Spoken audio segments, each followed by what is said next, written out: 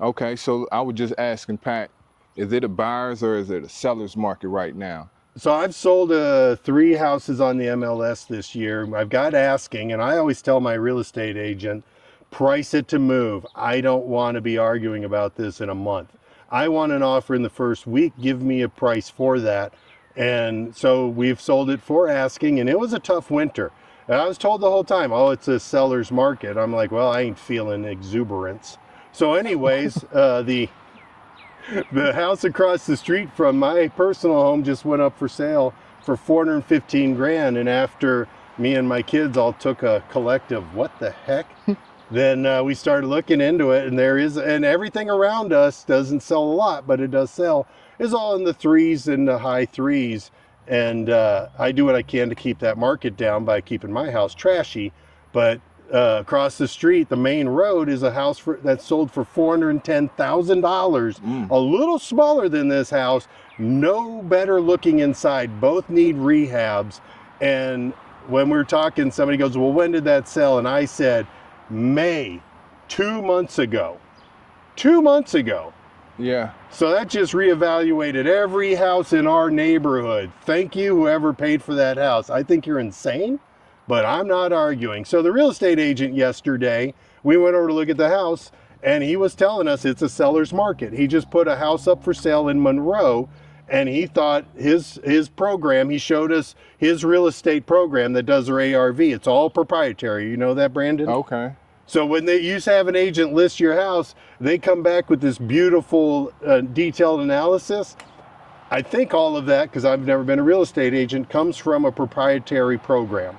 So they're pulling all the information out of the neighborhood, and he had a little bar graph, and he said a house that I asked him about is between this price and this price, and he actually had 273, which was about 13 grand above, about 20 grand above the other real estate agent. But things are changing quickly. Yeah. You know, and the other real estate agent's still going to get that house from me.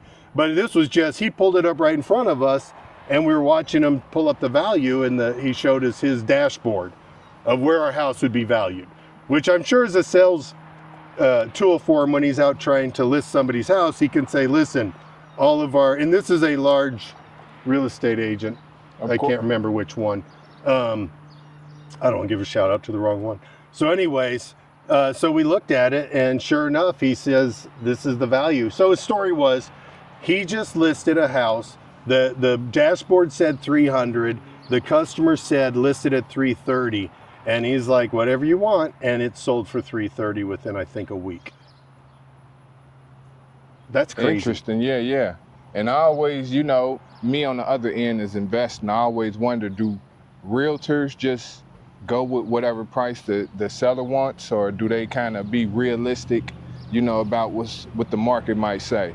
You know, especially, and it all I don't know, do they dig for motivation to see if this seller like ready to, you know, go, or if they gonna sit on the market?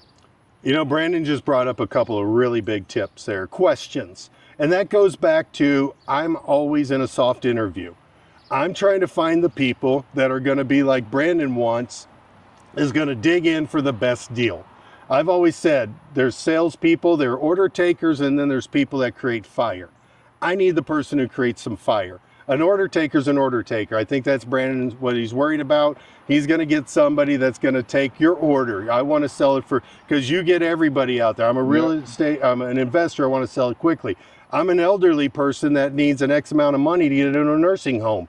If I sit down and just say yes to whatever the unprofessional person setting the price is, the non-professional person setting the price being the homeowner, then why am I hiring you? I'll go FISBO. Yeah, correct. So you need to impress me, and you really need to impress Brandon, because he don't screw around.